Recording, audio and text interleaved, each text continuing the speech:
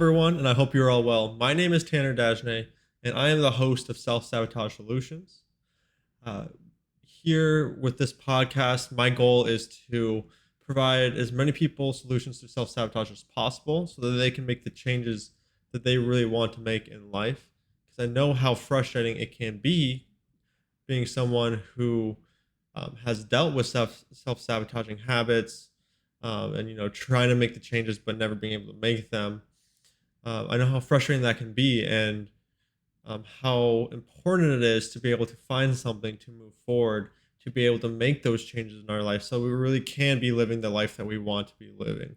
And I know for a fact that all of us can do this. And it is my goal to be able to share this information with you, and my pleasure as well. So, without further ado, this is the podcast is going to be about pain and how pain can be a great teacher, a great motivator, and why sedating our pain and ignoring it can be an act of self sabotage. And I know that sounds very weird because most of our society is so afraid of pain. We make it seem like it's such a bad thing, but really, pain tells us so much about ourselves and about our situation, and it's most of the time it's a wake up call. It's saying, hey, something is wrong. We need to make a change here. And that's what the body's way of saying, signaling to our minds, our conscious minds, hey, there's something going on. We need to make a change. So a perfect example of this is like a really hot stove, right? If you put your hand on that hot stove, you're going to feel pain and you're going to pull it off right away, right? But imagine if you didn't feel any pain and you just kept your hand there. You'd burn your hand to a crisp. You'd burn it so bad. And that is, actually the way pain works for a lot of things. Like if you are in a really bad relationship and you are feeling pain for that relationship, if you are ignoring that pain, you're gonna be staying in that relationship, but that pain is telling you, hey, something's going wrong. This relationship is not working out. Maybe there's someone who's abusive to you. Maybe they're not treating you right. Maybe it's verbally abusive or even physically abusive. Maybe, someone is just talking down to you. Like there's so many ways that we could be in pain. It could be emotional, it could be physical, it could be mental. But they all are usually signs that there's something going on, that something needs to be changed, that we need to actively do something so that we can move forward in life. And that is what I want to talk about today, because for me, for the longest time, I was avoiding my pain. I was sedating my pain. I was running from my pain. I was using anything under the sun to get myself a dopamine fix so that I didn't have to feel my pain in its full entirety. And my main source of dopamine fix was either alcohol, marijuana, or playing video games, watching TV, whatever I could do to distract myself from where I was in life, because I was feeling a pain for being like stuck in life. I had graduated college. If you haven't heard my story, I told my self-sabotage story in my last podcast, but I had graduated college with my economics degree and I wasn't able to get a job with my degree. So I felt stuck. I felt like I was, there was something wrong with me. I started going into credit card debt. I was super unhappy with that.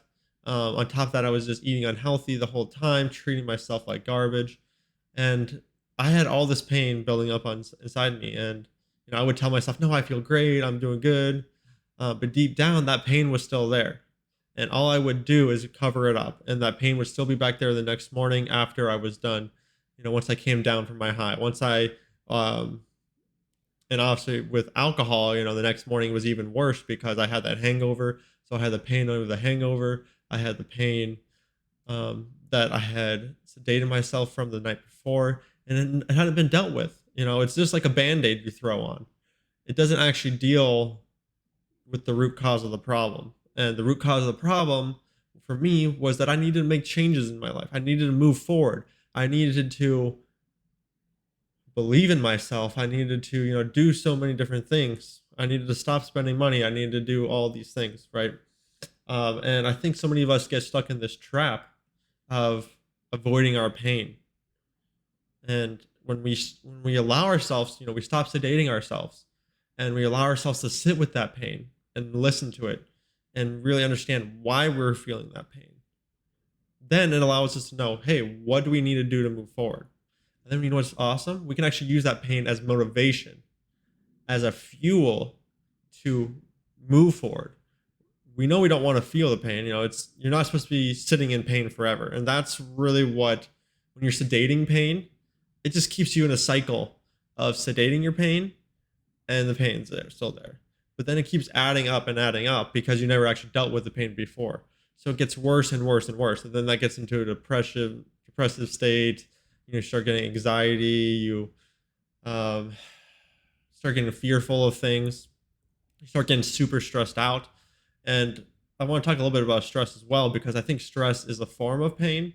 Like if you're feeling extremely stressed out, sometimes you need to make a change there as well. So, like if you are extremely stressed and worrying about things, that's kind of like a pain. You need to stop focusing on the things you can't control and just start taking action on the things you can control. But let's get back to pain specifically, because I think that is really what I want to focus on for this podcast. So, pain. So many people avoid it. And once again, we need to focus on that pain. We need to cut out that alcohol. We need to stop smoking the marijuana. We need to cut out, the painkillers, the cocaine, the whatever you're doing. We need to stop watching the TV. We need to stop playing the video games and just sit with ourselves. Think about what's going on. Why are you feeling this pain? As I've heard before, I think it was from JP Sears. He said, you got to let the pain train run over you. And that kind of stuck with me, because you gotta let that pain train run over you so you can know what it's telling you. You gotta let it take its deep effect on you, so you know that, hey, I don't want to be living this life anymore. I can't be doing this any longer. I'm feeling this pain in its entirety, and it's telling me I gotta make these changes. I gotta move forward in life. And if you are sedating that pain, you're doing yourself a disservice. You are actually sedating the best part of yourself. You're sedating your best life, because you are allowing yourself to stay comfortable with where you are currently. And that's really what sedating our pain does, is it allows us to feel comfortable with where we are. And that was one of my biggest problems with marijuana. In my opinion, marijuana is a lot better than alcohol, but its main problem is it allows you to feel good with where you are in life, which in some ways that's good, but in some ways it's bad, because you're ignoring what is wrong in your life. You're ignoring what you need to be making changes with. It allows you to be content with where you are. And I think part of us needs to be content with just who we are, but we always need to keep striving to be better, right? We always want to keep moving forward in life. If we get stuck, if we just idle out, that's when things start going wrong in life. That's when we start encountering self-sabotage. That's when we start getting depressed, because we're not moving towards where we want to go in life. And I think that's very, very important for all of us. All of us want to be able to make lasting and meaningful changes. All of us want to be moving forward in life and, doing something with our life, have a purpose for our life. But when we are sedating ourselves every night, like let's say you're working all day, right? You're working 8 hours. You get home and you're just like, man, it was a hard day. I'm going to have myself a drink. Well, you start drinking. What are you going to do for the rest of the night? Are you going to do anything that's going to be productive? Are you going to be, working on your business?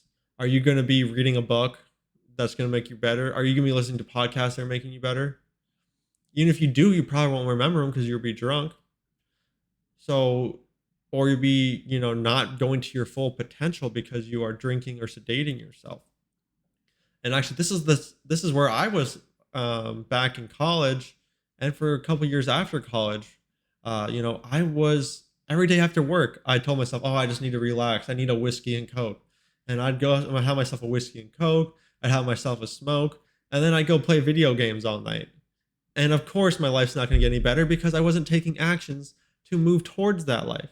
I was just doing the same old thing and expecting different results. And it actually reminds me of um, Albert Einstein. A quote that he says is the definition of insanity is doing the same thing over and over and expecting different results. Now, I'm not sure if I was necessarily insane, but it was definitely illogical to be taking the same actions that I was before and expecting that my life is going to change because I already knew what those actions got me. I've been taking them my whole life.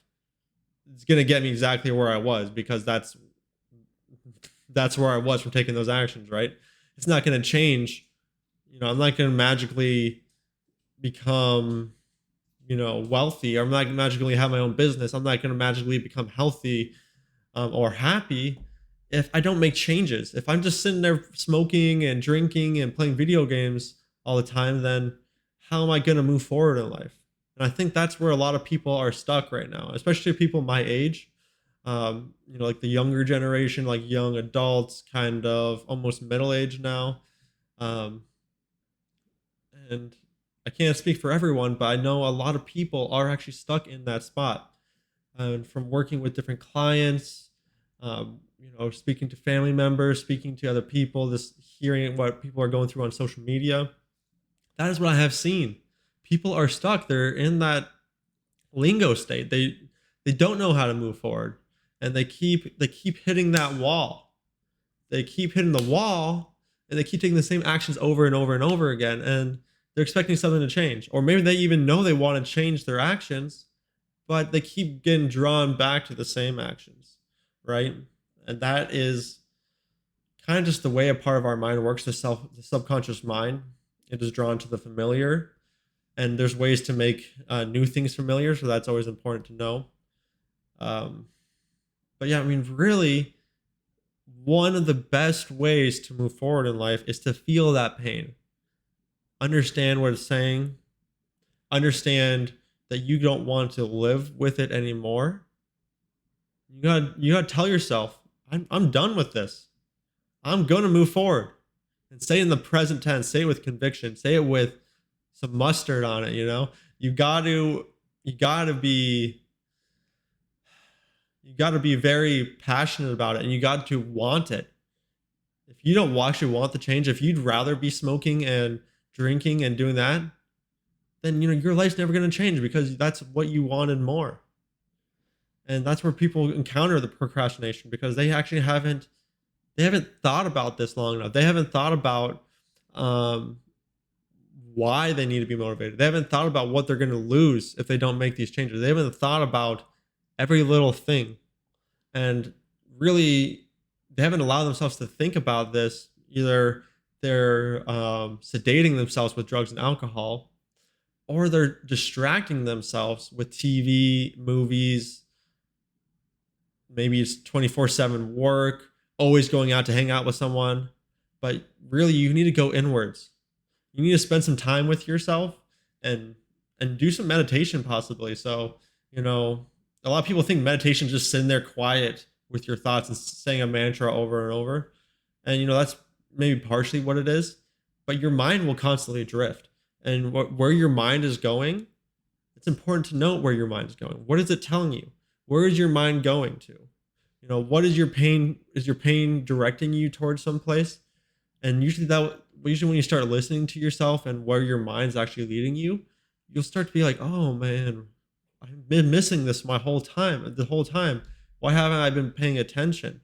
Right? Because there's actually two parts of our mind. There is the subconscious part of our mind and the conscious part of our mind. So the conscious part of our mind, which I like to think about, is like the part of our mind that has like the imagination. So it has all of our dreams and desires, and we're able to critically think with it, and usually our you know conscious mind is our dreaming mind, while our subconscious mind is more like a record player, and it just holds a bunch of our past experiences and um, past thoughts and things like that. And so where a lot of these negative emotions come from and a lot of this pain comes from is from our subconscious mind reminding us of those things. So I like to think of it almost as like a supercomputer. The subconscious mind is like a supercomputer compared to your conscious mind, which is like a normal computer. They're both very strong, but your subconscious mind is, has much more processing power and is able to hold all this great, amazing information. It actually encompasses like our whole body. It controls all the bodily functions. So when you have to go to the bathroom, it tells you when you have to go to the bathroom and things like that. But also when you have like a negative thought come in your head, that subconscious mind is popping that in your head and saying, here you go.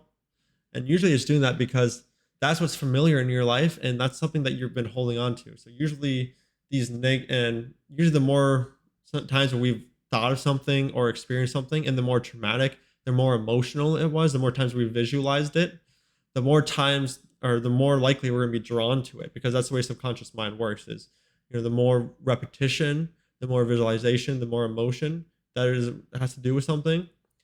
um, those kinds of things will be like burnt into like the hard drive of our subconscious mind, and then those things will often come back up in our thoughts.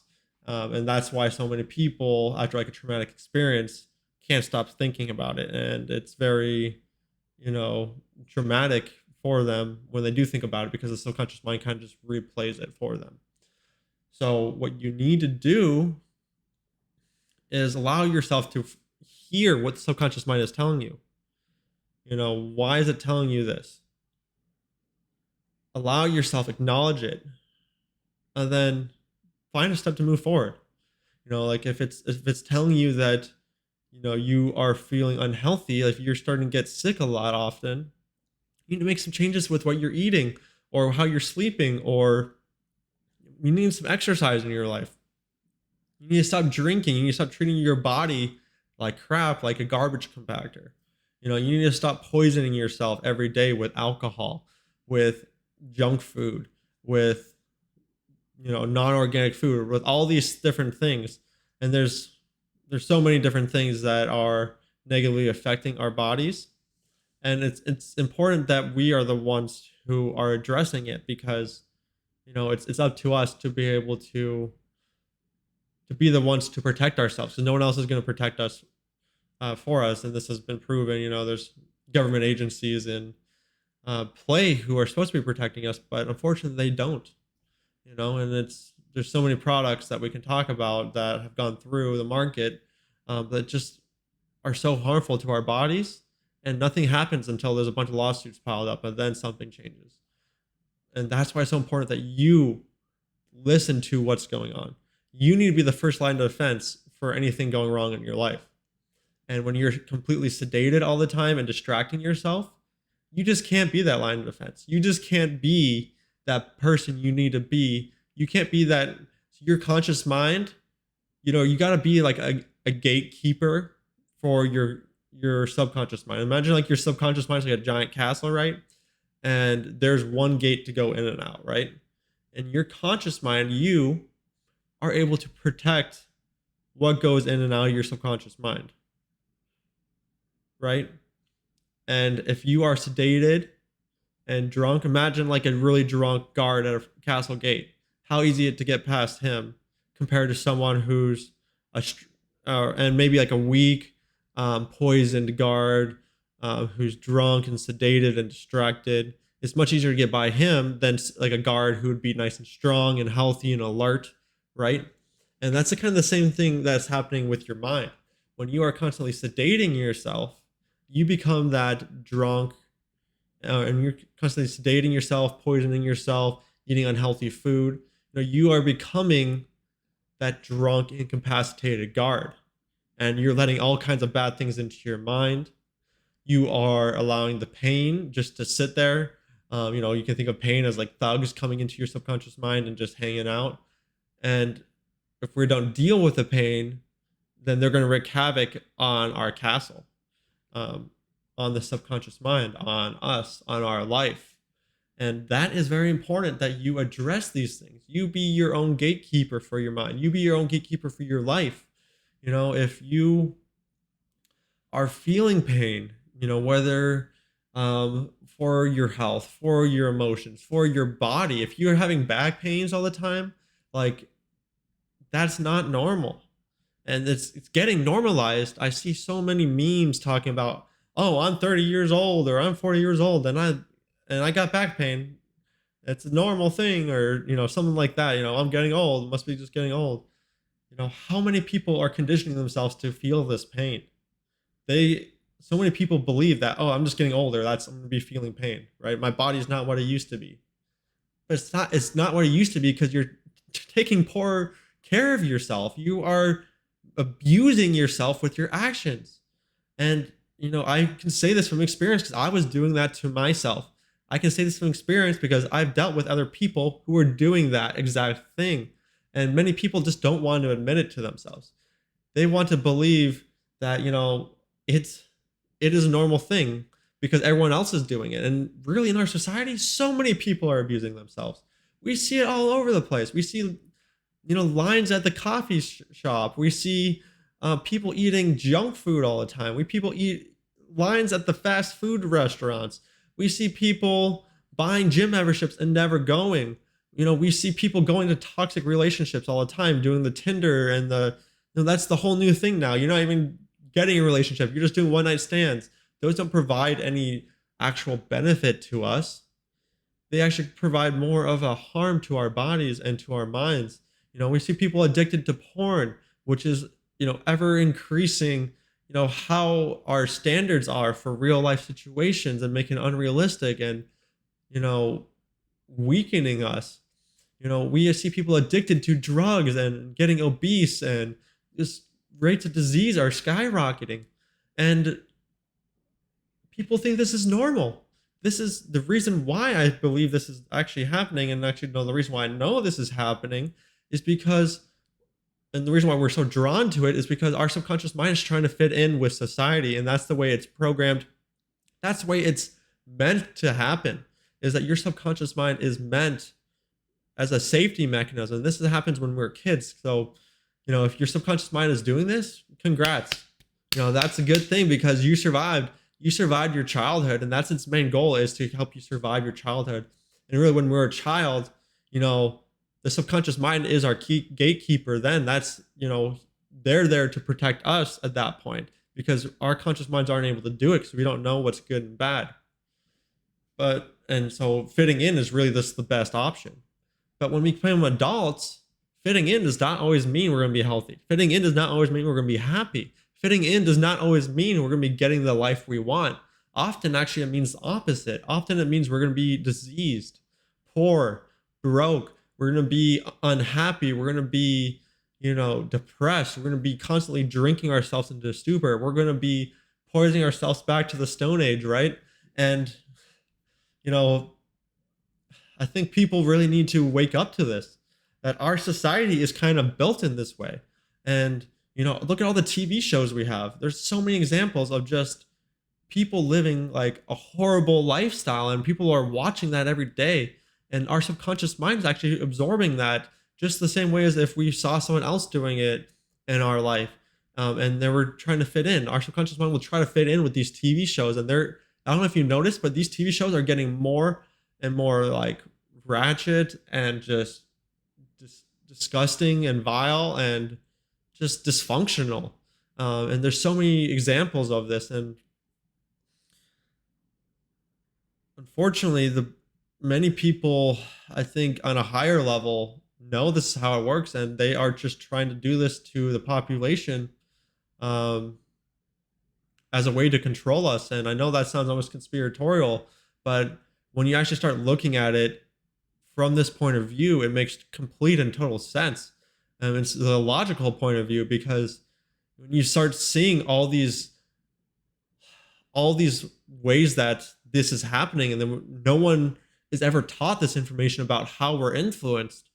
We're influenced by the things around us, and we'll mimic those things. And this information has to be known at some level from higher authorities, because, well, it's out there, and I was able to find the information. Other people have been able to find the information, but we're not taught it in school. And you got to think about it, like, if you were a corrupt government, would you give um, your citizens the information they need to break free from the hypnosis, from the mass hysteria that they put you in? No, it's not. They wouldn't do that. And this is why it's so important. You just need to get yourself out of this stupor, this daze that you are stuck in with alcohol and marijuana and the TV. Think back to like COVID-19, when everything was getting shut down, what was still open? The gyms were getting closed down. Those weren't essential. The fast food restaurants, those were essential. What? That's going to destroy your health. That's going to destroy your immune system. The liquor stores were still essential. And the amount of drinking went up during the COVID-19 pandemic. And if you actually look at what alcohol does to your immune system, it weakens it. How is this essential business during COVID-19 pandemic, during any pandemic? If we were trying to promote health, we need to cut out the things that are destroying our health, right? And this is why I say that the people there to protect us are not protecting us. And that's why you need to protect yourself. You need to be your own gatekeeper for your mind. You need to face that pain. You need to stop sedating yourself.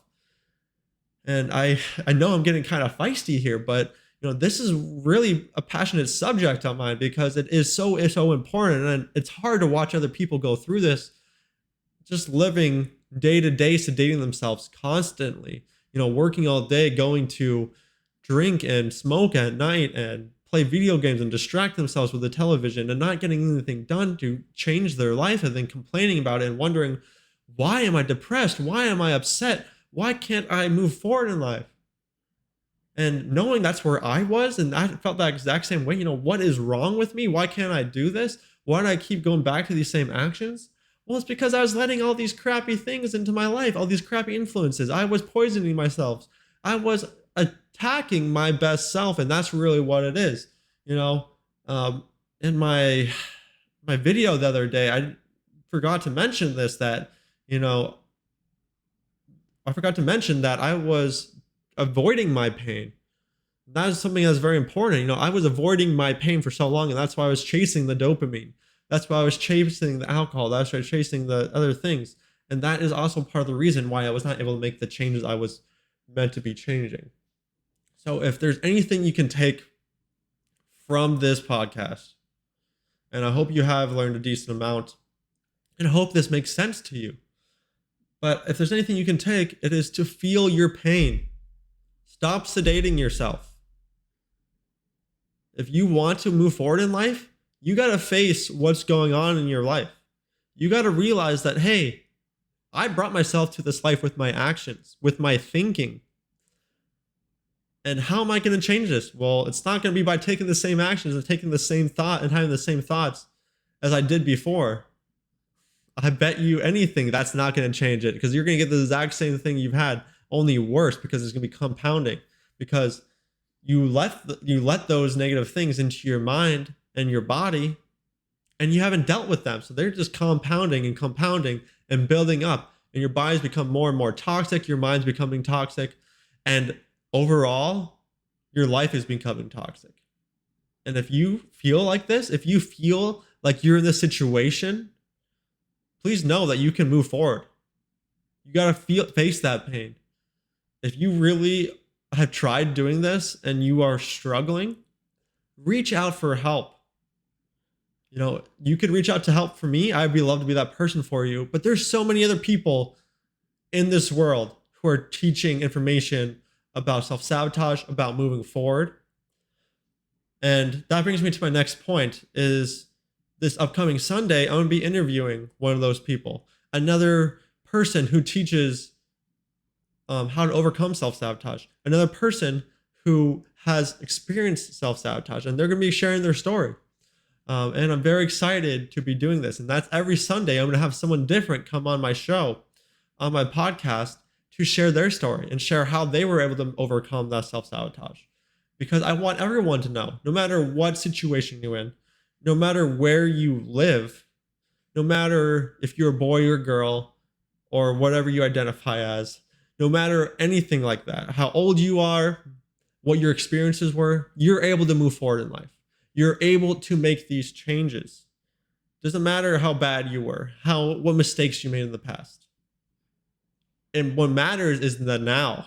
What matters is the now. We need to stop living in the past, but at the same time, you can't ignore the past. You can't ignore what happened, what brought you to that pain.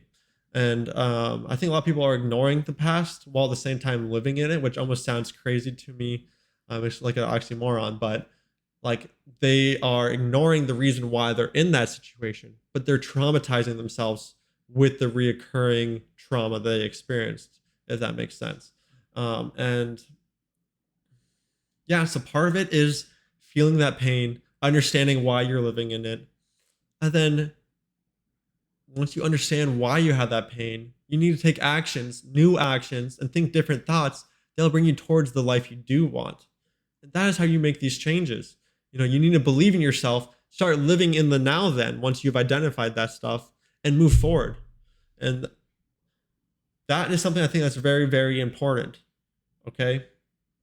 So once again, this was all about pain and how you can use pain as motivation, how you can learn from pain. It could be a great teacher, and how if you sedate your pain, that is self-sabotage.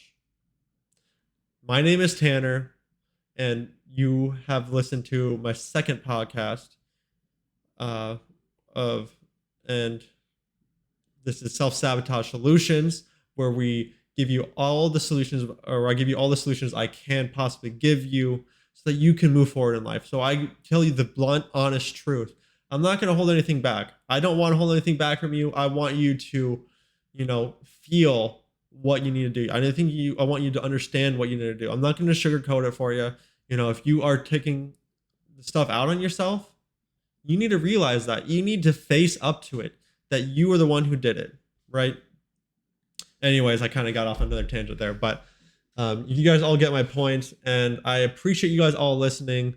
It was my pleasure speaking to you guys about this information, and please keep an eye out for my next podcast. I'm going to be releasing on Sunday. I'm very excited to be introducing you to my next guest, and yeah, join me on Sunday. All right. Best of luck to you guys all. Please reach out if you have any questions. And remember, ask for help if you need it. There's nothing wrong with asking for help. And if anything, if you need help and you're ignoring that fact or feeling bad about that fact for asking for help, if you don't ask for help, that is much worse than asking for help. It's much more embarrassing to avoid asking for help when you need help than to be asking for help and getting that help that you need. So I hope you all have a great day, and yeah, tune in on Sunday. Thank you.